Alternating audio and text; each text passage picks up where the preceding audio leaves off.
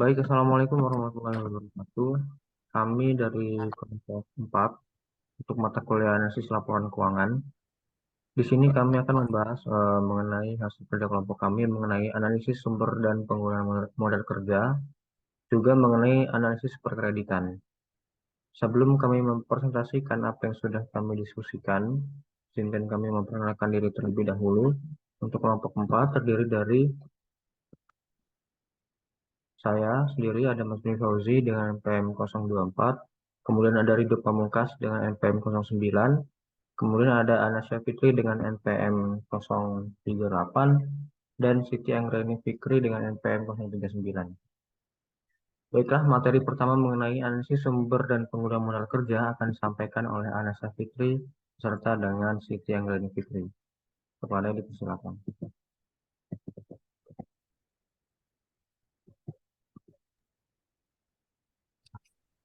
Yang pertama yaitu pengertian dana dan modal kerja. Dana atau fund dapat diartikan sebagai kas, uang tunai, uang yang disimpan di bank, modal kerja, seluruh aset perusahaan, dan aset yang bersifat seperti kas. Yang kedua yaitu modal kerja. Modal kerja perusahaan dibagi menjadi dua jenis, yaitu yang pertama, modal kerja kotor, gross working capital, yaitu seluruh komponen aset lancar. Yang kedua, yaitu modal kerja bersih atau net working capital. Seluruh komponen aset lancar dikurangi seluruh ekuitas lancar. Konsep modal kerja dikategorikan ke dalam 3 macam, yaitu yang pertama konsep kuantitatif. Bagaimana mencukupi kebutuhan dana untuk kegiatan operasional perusahaan. Yang kedua, konsep kualitatif. Melihat selisih antara jumlah aset lancar dengan kewajiban lancar. Yang ketiga, konsep fungsional. Fungsi dana untuk memperoleh laba. Next. Arti penting dan tujuan modal kerja. Yang pertama yaitu untuk memenuhi kebutuhan likuiditas perusahaan. Yang kedua, untuk memenuhi kewajiban pada waktunya. Yang ketiga, untuk memiliki persediaan yang cukup dalam rangka memenuhi kebutuhan pelanggannya. 4. Untuk memperoleh tambahan dana dari para kreditor apabila rasio keuangannya memenuhi syarat. Yang kelima, memungkinkan perusahaan memberikan syarat kredit yang menarik minat pelanggan dengan kemampuan yang dimilikinya. 6. Memaksimalkan penggunaan aktiva lancar guna meningkatkan penjualan dan laba. 7. Melindungi diri apabila terjadi krisis modal kerja akibat turunnya nilai aktiva lancar. Next. Faktor-faktor yang mempengaruhi modal kerja. Yang pertama yaitu jenis perusahaan. Jenis kegiatan perusahaan dalam praktiknya meliputi 2 macam, yaitu perusahaan yang bergerak dalam bidang jasa dan non-jasa. Yang kedua yaitu syarat kredit. Syarat kredit atau penjualan yang pembayarannya dilakukan dengan cara mencicil atau angsuran juga sangat mempengaruhi modal kerja. Yang ketiga yaitu waktu produksi. Untuk waktu produksi artinya jangka waktu atau lamanya memproduksi suatu barang. Makin lama waktu yang digunakan untuk memproduksi suatu barang, maka akan semakin besar modal kerja yang dibutuhkan. Yang keempat, tingkat perputaran persediaan. Pengaruh tingkat perputaran persediaan terhadap modal kerja cukup penting bagi perusahaan. Semakin kecil atau rendah tingkat perputaran, kebutuhan modal kerja semakin tinggi. Demikian pula sebaliknya. Selanjutnya akan dibacakan oleh Anasya Fitri. Sumber modal kerja. Yang pertama, dari hasil operasi perusahaan. Yang kedua, dari keuntungan penjualan surat-surat berharga. Yang ketiga, dari penjualan saham. Yang keempat, penjualan aktiva tetap. Yang kelima, penjualan obligasi. Yang keenam, memperoleh pinjaman. Yang ketujuh, dana hibah. Yang kedelapan, sumber lainnya. Next. Penggunaan modal kerja. Digunakan untuk pengeluaran untuk gaji, upah, dan biaya operasi perusahaan lainnya. Yang kedua, untuk pengeluaran untuk membeli bahan baku atau barang dagangan.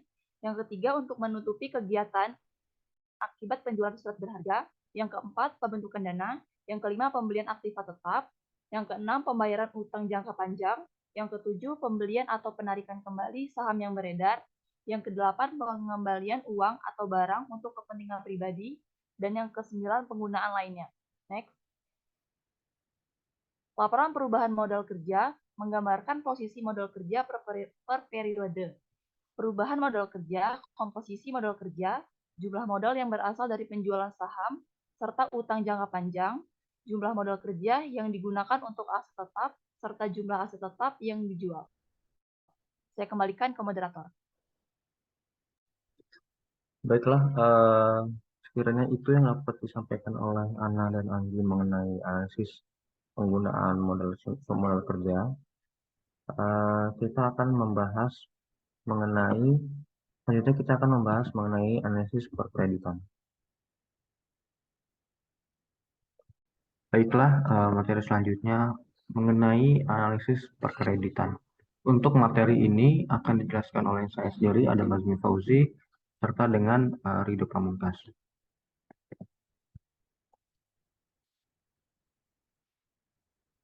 Untuk materi pertama akan dijelaskan oleh Ridho. Baik, latar belakang untuk menjalankan kegiatan operasional perusahaan, kebutuhan akan dana mutlak harus tersedia karena tanpa ketersediaan dana, tidak akan mungkin kegiatan perusahaan akan berjalan lancar. Dalam praktiknya, dana yang dibutuhkan perusahaan ada dua macam, yaitu keperluan modal kerja dan investasi. Modal kerja yaitu modal yang dibutuhkan untuk membiayai operasional perusahaan sehari-hari. Modal kerja yaitu modal yang digunakan untuk kegiatan rutin perusahaan dan sifatnya jangka pendek. Next. Dan arti penting kredit.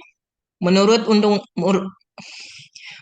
Undang-Undang Pokok Perbankan Nomor 10 Tahun 1998, kredit adalah penyediaan uang atau tagihan yang dapat dipersamakan dengan itu berdasarkan persetujuan atau kesepakatan pinjam-meminjam antara bank dengan pihak yang lain yang mewajibkan pihak peminjam melunasi utangnya setelah jangka waktu tertentu dengan pemberian bunga. Dan ada unsur-unsur yang terkandung dalam pemberian suatu kredit ialah terbagi menjadi 5. Yang pertama kepercayaan, kedua kesepakatan, ketiga jangka waktu, keempat risiko, dan kelima balas jasa. Next. Di sini ada jenis-jenis kredit dibagi menjadi 5. Yang pertama dari segi kegunaan, yaitu ada kredit investasi dan kredit modal kerja. Dari segi tujuan, kredit produktif, kredit konsumtif, kredit perdagangan. Dan yang ketiga, dari segi jangka waktu, antara lain kredit jangka pendek, dan kredit jangka menengah, dan kredit jangka panjang. Dan yang keempat, dari segi jaminan, terbagi menjadi 2, ada kredit dengan jaminan dan kredit tanpa jaminan. Dan yang kelima, dari segi sektor usaha, ada kredit sektor pertanian, kredit sektor industri, kredit sektor profesi, kredit sektor pertambangan, dan kredit sektor pendidikan.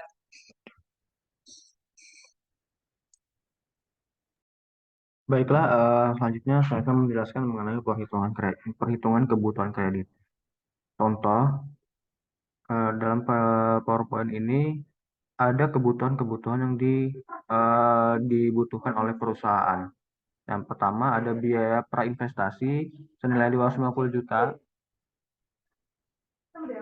Yang kedua pembelian aktiva tetap, yaitu ada biaya pembelian tanah 3 miliar, terus biaya bangunan dan prasarana dan sebagainya. Terus ada biaya pembelian peralatan dengan nilai nominal sekian sekian sekian. Kemudian ada kebutuhan inventaris kantor. Contohnya ada meja, kursi dengan biaya sekian sekian sekian. Nah, dari jumlahnya itu kebutuhan yang dimiliki oleh perusahaan itu senilai 4 miliar 431 juta. Sedangkan dana yang tersedia untuk memenuhi kebutuhan tersebut hanya 1 miliar. Maka 3 miliar 431 juta itu perusahaan dapat melakukan pinjaman kredit. Kemudian ada analisis perkreditan. Nah, analisis kredit ini bisa dinilai dengan 3 macam, yaitu 5C, 7P, sama dengan Pareto Study. Nah, 5C ini ada karakter, capacity, capital, condition, dan key lateral.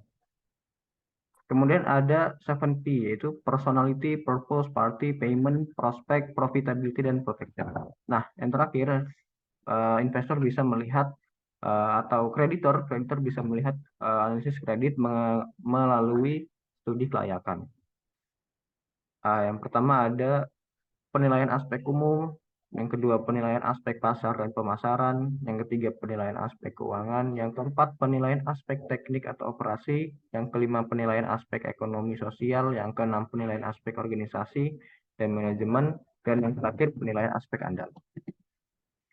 Nah, selanjutnya ada kebijakan kredit perdagangan.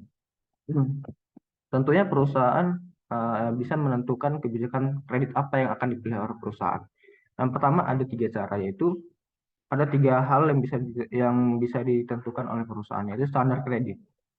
Standar seperti apa yang akan ditentukan oleh perusahaan ketika perusahaan ingin memberikan pinjaman kredit. Yang kedua ada persyaratan kredit. Syarat-syarat apa yang dibutuhkan bagi kreditor untuk melakukan pinjaman kredit.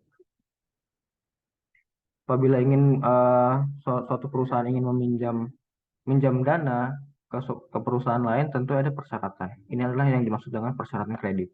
Kemudian ada yang ketiga, kebijakan penagihan. Kebijakan penagihan ini adalah cara bagaimana perusahaan menagih hutang-hutang yang dimiliki oleh perusahaan itu. Baiklah, kami kira cukup sekian yang bisa kami sampaikan. Ada kurang lebihnya kami mohon maaf. Terima kasih. Assalamualaikum warahmatullahi wabarakatuh.